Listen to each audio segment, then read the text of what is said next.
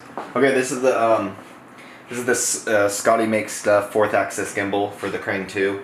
The reason I like this one over some of the other ones attach to the bottom, and this one can actually go on the handle. And another thing I like about this versus a regular handle, in order to get this off, I have to take the whole thing apart because I can't slide this thing off, and then I always lose the washer and you have to pull the entire pin out. I can't get this off without taking this whole thing apart. So, but I do like the standard handle. This handle, I can just loosen these up and slide the whole thing out. Even with this tripod attached, I can like go like that and then loosen that up and pull the whole thing out.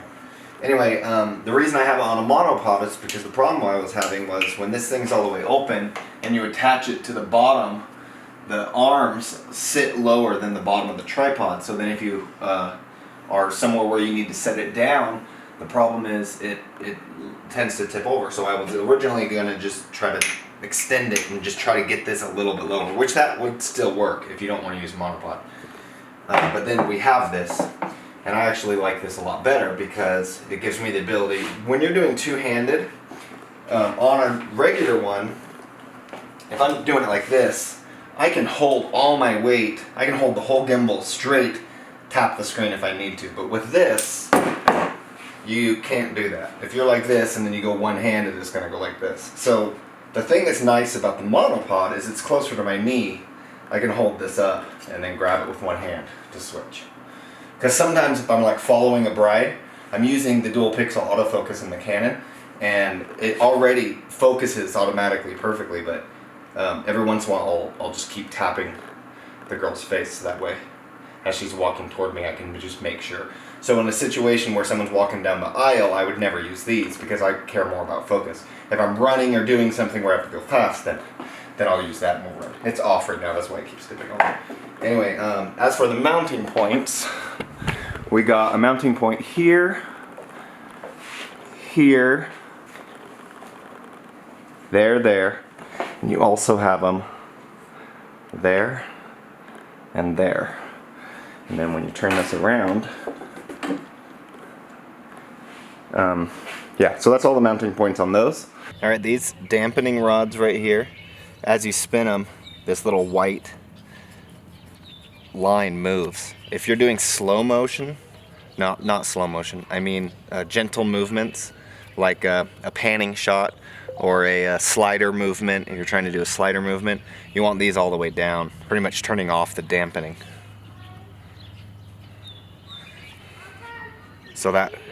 So then when you're running, you want to go all the way to the other end. Alright, this first test is with the Scotty Makes Stuff 4th axis stabilizer on the highest dampening setting, the highest motor setting on the Crane 2. I have 2 counterweights on the tilt motor. I'm using a 5D Mark IV. And the first test, I will be doing a fast walk.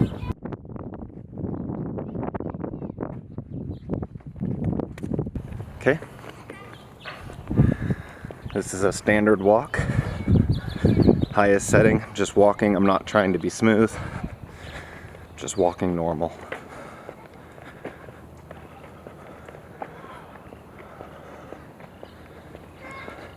Okay, let's do it again. This time I'm gonna run.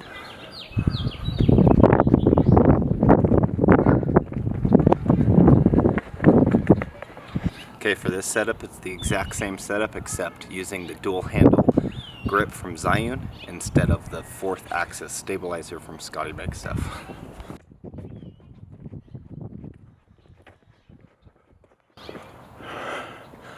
This is a standard walk, not trying to balance myself or anything, I'm just walking normal. So what I would expect some bob. Okay, now I'm gonna run. This is with the dual handle.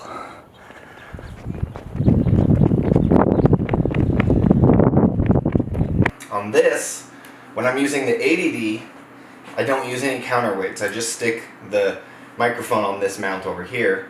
The thing that's nice about using a microphone over here with the ball head, and the reason I use the ball head is by the time I try to spin the microphone onto the thing, it's always like facing the wrong direction. So with the ball head, I can angle the microphone to where I want. But also, the other thing that's nice about the ball head is if the camera's balanced off a little bit, like maybe you zoom in and out, or if you if it just starts leaning one way, it's a quick way to like shift your balance on the thing. So I can loosen this up, move it over, and it'll help rebalance it. Anyway, with the 5D, the camera's too heavy on one side and I have to shift this arm over. So what I did is I added these pads. They're like little foam pads right here. And that makes it so when I fold this up, like if I'm doing run and gun mode where I have to like walk with this thing and it's not on, I added these pads so that way as I rotate this down, the motor has pressure, and that way it's nice and it's sturdy, it's holding, it's not putting weight on the motor, it's being held by the thing. And then I keep a piece of Velcro here, and I use that because then I can loop it up like this, and then when I'm walking, now at least this stuff is all staying the same. The problem with this monopod is they have this screw here that loosens up the legs, so that way you can like have a ball head. I don't know why you would ever want to do that. I would never want my camera to be like leaning like this. I'm not going to trust putting this on a hill. So the problem is when this is loose, this just spins because it's a ball head. So in order to tighten this, you have to tighten this thing, right? So if I tighten that, as hard as I can go, okay, now this whole thing is mounted to this screw. It's still loose. I can just spin it, and look, right now it's unscrewing. If I keep spinning and I want to go tight, it starts loosening this one. So it's like almost impossible to get this thing fully tight. So yeah, it's just not, you just can't do it. I don't know why they added that piece. So anyway, since I'm never going to be using this ball joint, like I'm never going to want these things to not be straight, I'm going to unscrew all this stuff and just glue it or screw it together so it doesn't ever come undone, because that's just ridiculous. And then that should hopefully fix that part. There needs to be some type of locking mechanism, because even right here, I can spin it and start loosening it up.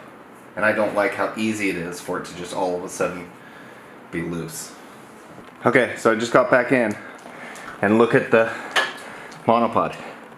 It is unscrewed that much just from being outside. Like this whole thing is like almost all the way unscrewed.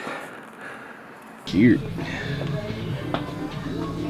And then if you do it on the ball, I would tip the ball first so you can get a nice edge, like then stick it in there, you know? Yeah, I mean, look, this kind of mechanically locks it, so. And then over there. Yeah, that's probably fine. So we'll see. And then do we need this top, right? Yeah, no, we'll do that in just a second here, but we're gonna do this one at a time here.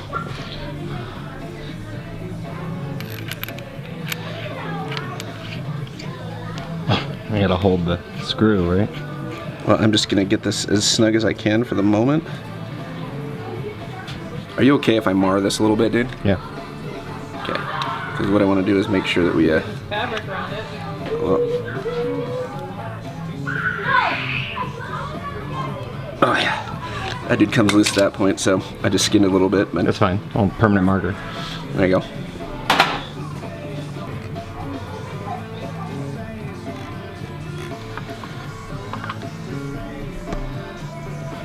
Alright, so for the final verdict on this Scotty Make Stuff 4th axis stabilizer, I like it. It was the cheapest one out there.